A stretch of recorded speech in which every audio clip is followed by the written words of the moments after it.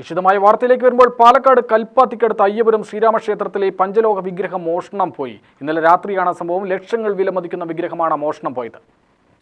ഇന്ന് രാവിലെ 5:30 പൂജാരി നട തുറക്കാനെത്തിയപ്പോഴാണ് സംഭവം ശ്രദ്ധയിൽപ്പെട്ടത്. തുടർന്ന് പോലീസിനെ വിവരം അറിയിക്കുകയായിരുന്നു.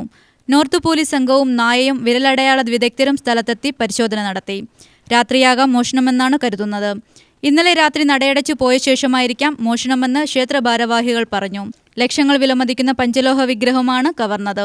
തൊറപ്പാളയത്തുള്ള അയോധ്യ ശ്രീരാമ പാദുക ക്ഷേത്രത്തിൽ നിന്നാണ് രാമൻ, ലക്ഷ്മണൻ, സീത, ഹനുമാൻ വിഗ്രഹങ്ങൾ മോഷണം പോയത്. ക്ഷേത്രത്തിന്റെ ഓടിളക്കി അകത്തു കടന്നായിരുന്നു മോഷണം. 11 വർഷം മുൻപ് ഒരു വിശ്വാസി ക്ഷേത്രത്തിലേക്ക് സംഭാവനയായി നൽകിയതാണ് മോഷണം പോയ വിഗ്രഹങ്ങൾ. എന്നാൽ ക്ഷേത്രത്തിലെ ശ്രീരാമ പാദുകം മോഷണം പോയിട്ടില്ല.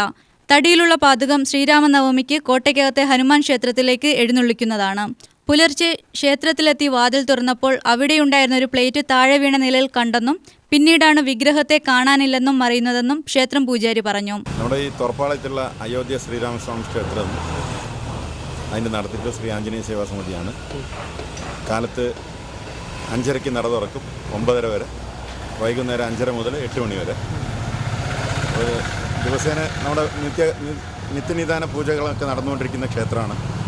അവിടെ ഇന്ന് കാലത്ത് 5:30 മണിക്ക് നട തുറക്കാൻ വേണ്ടി ശാന്തികാരനെത്തി തുറന്നു നോക്കുമ്പോഴാണ് താഴത്ത് പാത്രങ്ങളൊക്കെ ചെതറി കിടക്കുന്നുണ്ടായിരുന്നു.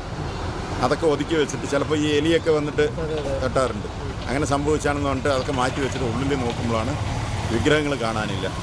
ഉടനെ തന്നെ നമ്മൾ അറിയിച്ചു. അപ്പോൾ നമ്മുടെ ഇവിടെ സ്റ്റേഷൻ ലിമിറ്റ് നോർത്ത് സ്റ്റേഷനാണ്. നോർത്ത് സ്റ്റേഷനിൽ വിവരം കൊടുത്ത് നേരെ ഇവിടെ എത്തി. നമ്മൾ എത്തി കാര്യങ്ങളൊക്കെ അനുസരിച്ച് നീങ്ങിയിരിക്കുകയാണ്. ഇത് നോക്കുമ്പോൾ നമ്മുടെ ക്ഷേത്രത്തിൻ്റെ മേൽക്കുര ഓടാണ്. ഓട് ഇളക്കി മാറ്റിയിട്ടാണ് ഇറങ്ങിയിട്ടുള്ളത്. ആ ഇറങ്ങിയതിൻ്റെ ഫുട്ടേജൊക്കെ അത് തന്നെ കാണാവുന്നത്.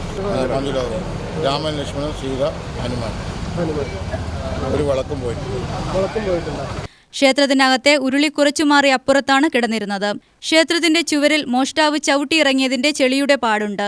UTV news, Palakkad.